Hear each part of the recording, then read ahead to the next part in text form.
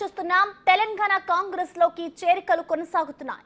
ఇప్పటికే బీఆర్ఎస్ నుంచి 9 మంది ఎమ్మెల్యేలు హస్తం పార్టీ కండువా కప్పుకున్నారు. తాజాగా గులాబీ అధినేతకు షాక్ ఇచ్చేందుకు మరికొంతమంది ఎమ్మెల్యేలు సిద్ధమయ్యారు.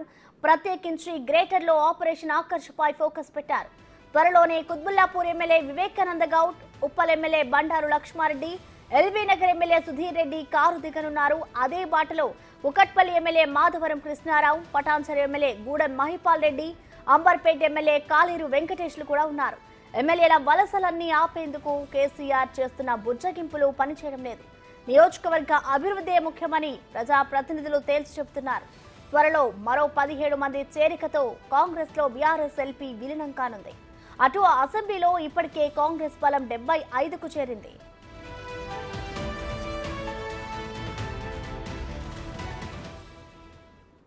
ఇదే అంశానికి సంబంధించిన మరింత సమాచారం మా డిప్యూటీ బ్యూరో చీఫ్ సాదిక్ అందిస్తారు. సాదిక్, చెప్పండి. బీఆర్ఎస్ నుంచి అయితే ఇప్పటికే హస్తం పార్టీకి చేరికలైతే జోరందుకున్నాయని చెప్పుకోవాలి.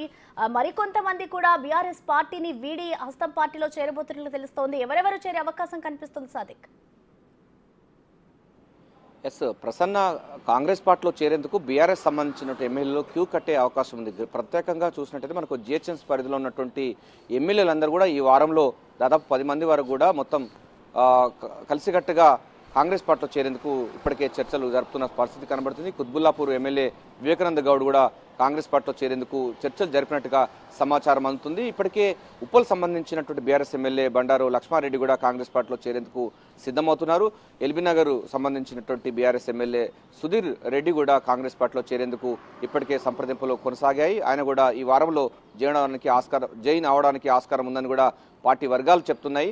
మరోవైపు కూకట్పల్లి ఎమ్మెల్యేగా ఉన్నటువంటి మాధవరం కృష్ణారావు కూడా కాంగ్రెస్ పార్టీలో చేరేందుకు సిద్ధమవుతున్నారు. ఇటీవల ముఖ్యమంత్రి రేవంత్ రెడ్డితో పటాన్చెరు ఎమ్మెల్యే గూడెం మహిపాల్ రెడ్డి కూడా సంప్రదింపులు చర్చలు కొనసాగిన నేపథ్యంలో ఆయన కూడా ఈ యొక్క వారంలోనే జాయిన్ అయ్యే అవకాశం అయితే కనబడుతుంది. ఇప్పటివరకు బీఆర్ఎస్ పార్టీని వీడి కాంగ్రెస్ పార్టీలో చేరిన వారి సంఖ్య 9కి చేరింది. దీంతో మొత్తం 75 కాంగ్రెస్ పార్టీ యొక్క బలం అసెంబ్లీలో 75కు చేరింది. మరోవైపు ఎమ్మెల్సీలు కూడా కొంతమంది చేరుతారని కూడా వార్తలు వస్తున్నాయి. గాంధీభవన్ వర్గాలు కూడా స్పష్టం చేస్తున్నాయి. ఇప్పటివరకు 6 ఒకేసారి ఎమ్మెల్సీలు బీఆర్ఎస్ పార్టీకి వీడి కాంగ్రెస్ పార్టీలోకి చేరిన సందర్భం కనబడింది.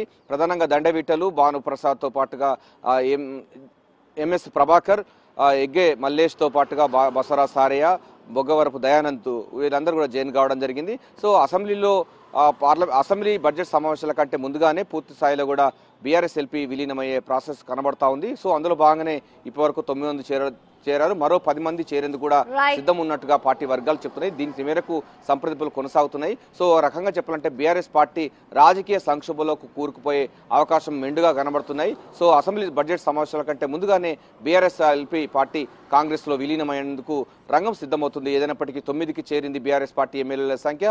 మరో 2-3 రోజులు అంటే ఈ వారంలో దాదాపు 10 మంది చేరేందుకు కూడా రంగం సిద్ధం చేస్తున్నారు. Prasanna, vote you. Thank you Sadiq.